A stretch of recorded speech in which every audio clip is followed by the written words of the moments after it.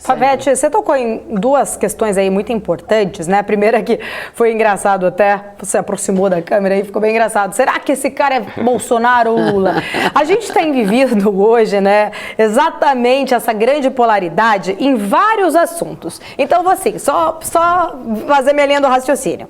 Se eu sou a favor de tomar, sei lá, um tratamento preventivo, eles associam com um político ou não? Se eu sou contra, também associa com um político. Se eu sou a favor a uma PEC, tenho críticas ao STF, eu sou associada a um lado, se eu não tenho críticas, eu sou associada ao outro. Tá tudo muito associado à opinião dos, né, maiores daí, candidatos que disputam, né, que vão disputar as eleições. Mas a questão, né, é muito mais do que exatamente ir como um gado que segue somente o teu líder lá que você vai escolher nas suas eleições, é ter entendimento das questões de reflexos que isso podem acontecer.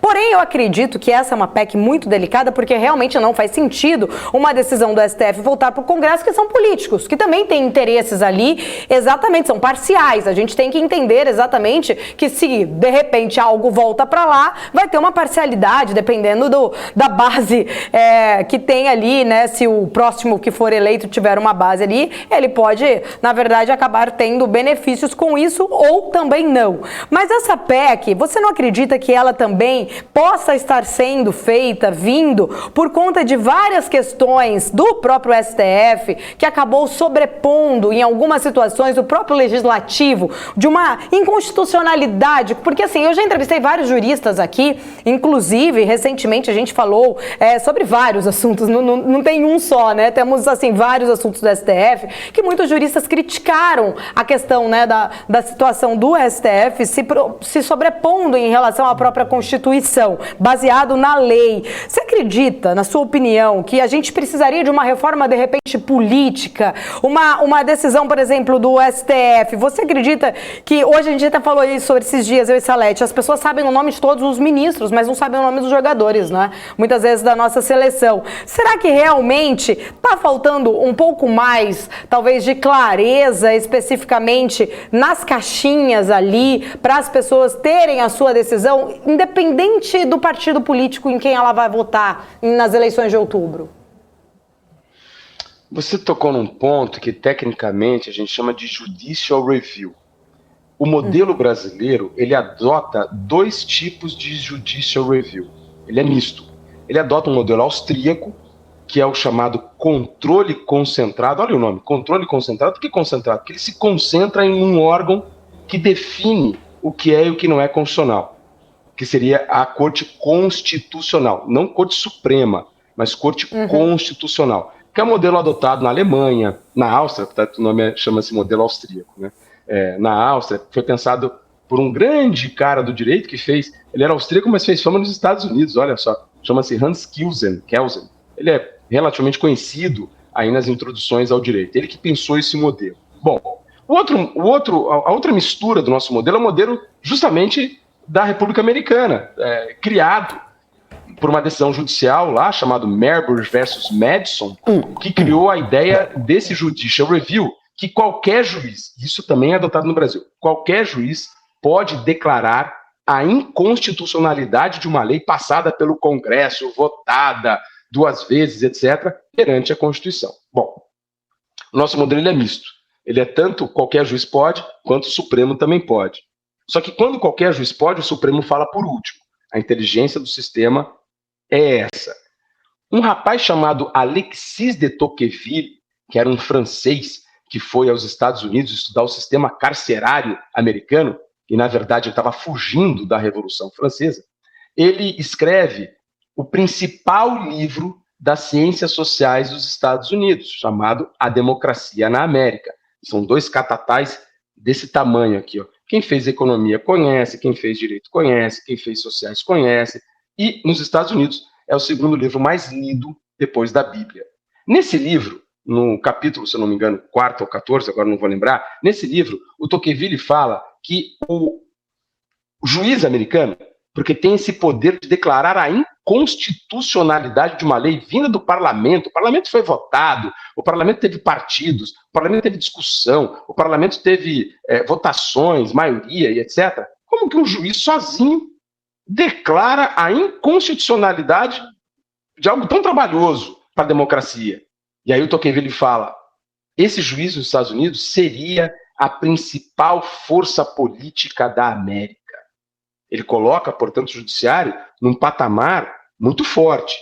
E aí ele fala o seguinte, a beleza do sistema é que o judiciário não tem poder de iniciativa, número 1, e número 2, o judiciário só pode falar por meios judiciais. E isso tira a força política do judiciário, que seria a principal força política da República, contrariando as ideias da Revolução Francesa, que seria o parlamento, e contrariando a ideia do modelo inglês, que seria o executivo. Bom, voltando, o monarca, né? Voltando, o modelo inglês antigo. Voltando ao nosso modelo hoje. O nosso modelo hoje é tocqueviliano, isso é, qualquer juiz pode declarar a inconstitucionalidade de lei, o Supremo também, fala por último. Eu tenho um ex-chefe que eu adoro ele de paixão, chama-se Sepúlveda Pertence, eu tive a honra de trabalhar com ele 12 anos no Supremo Tribunal Federal, e ele dizia assim para mim, Favete, o Supremo tem a facilidade da vida de poder errar por último. O Supremo é quem pode errar por último, né? Então, todas essas críticas de juristas, etc., elas evidentemente são válidas, só que o modelo de decisão, seja no executivo, no legislativo ou no judiciário, ele tem que ter um ponto final. A gente não pode ficar discutindo as coisas indefinidamente. Isso é ruim para o investimento, isso é ruim para a nossa vida cotidiana, e etc., né? Há um ponto que o modelo tem que esgotar, sendo acertada ou não a decisão. E o nosso Supremo Tribunal Federal, ele julga as coisas que chegam a ele, primeiro ponto, chegam a ele. O Supremo não tem o condão de iniciativa, diferentemente do Congresso, diferentemente do Executivo. Né? As coisas chegam a ele. E chegam a ele, julga perante a chamada Constituição, que no Brasil é longuíssima, é gigantesca. Por isso que dá-se muito poder para o Supremo de falar sobre tudo. Daí, por exemplo, a ideia de Paulo Guedes, em 2019, de diminuir a Constituição. Porque se tudo é constitucional, tudo acaba no Supremo. Então, antes de se pensar numa reforma do judiciário, enfim, numa PEC como essa que nós estamos conversando, seria muito mais racional do legislador diminuir o tamanho da Constituição, deixar na Constituição aquilo que é realmente de cunho constitucional. Exemplo, a nossa Constituição tem nela que o Colégio Dom Pedro II dos Estados Unidos é mantido pela União. Vem cá, por que isso está na Constituição? Isso não tem nada que está na Constituição. A Constituição é aquele documento legal e político que traça as estruturas da nação. O que tem que estar na Constituição? Que a propriedade é privada ou não, se for um país socialista, que o dinheiro é feito pela União ou é pelos estados, que os órgãos da administração são XYZ, as garantias do habeas corpus, por exemplo, é isso que tem que estar na Constituição. Mas a nossa Constituição ela é longuíssima, além de longa, com mais de 100 emendas.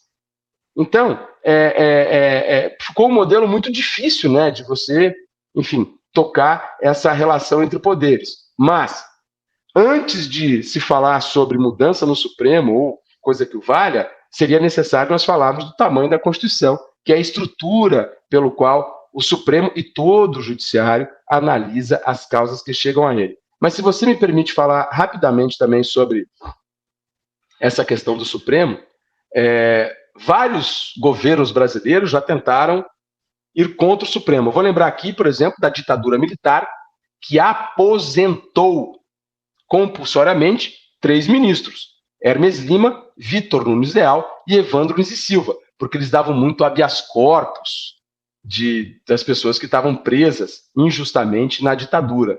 A ditadura achou que eles eram um fardo para o sistema e os aposentou compulsoriamente, num período muito triste da nossa democracia.